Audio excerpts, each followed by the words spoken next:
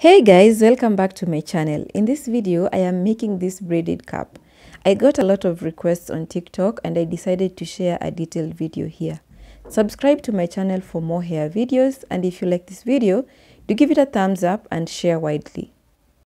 To make the braided cap, I used a mesh dome cap, a black cap, and this is how it looks at the back, thread and needle, a butcher hairpiece that I got at my local beauty store, scissors, and a crochet needle to crochet the hair.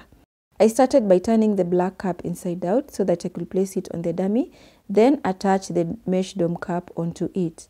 I will be attaching it by stitching method, and the reason why I'm attaching the mesh dome cap is because I could not crochet the hair directly onto the black cap.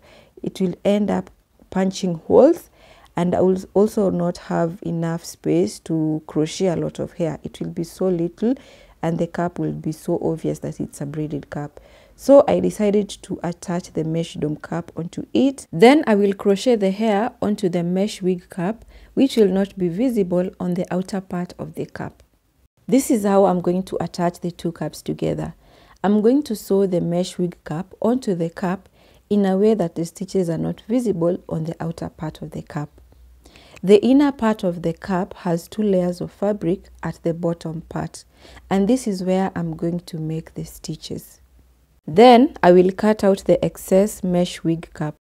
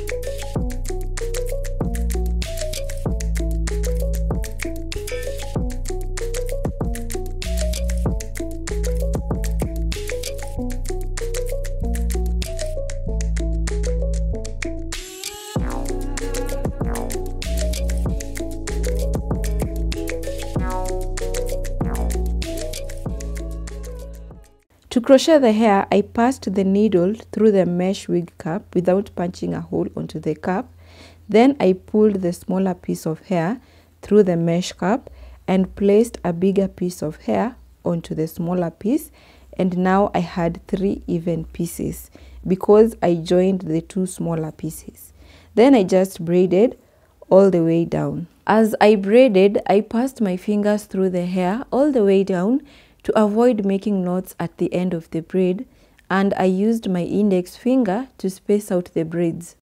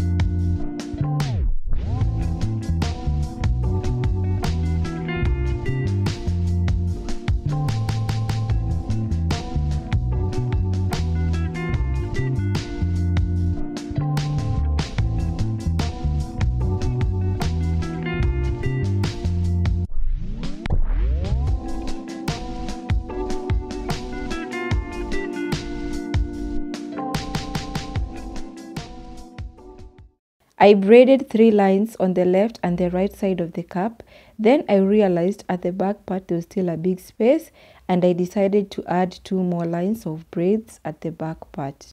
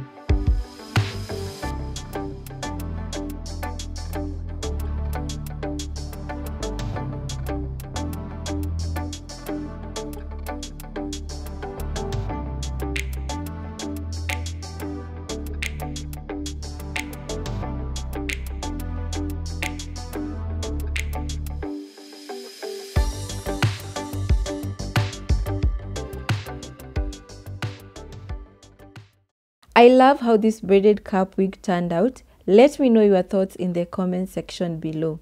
Subscribe to my channel for more DIY hair videos, and if you found this video helpful, do give it a thumbs up and share widely. See you on the next one.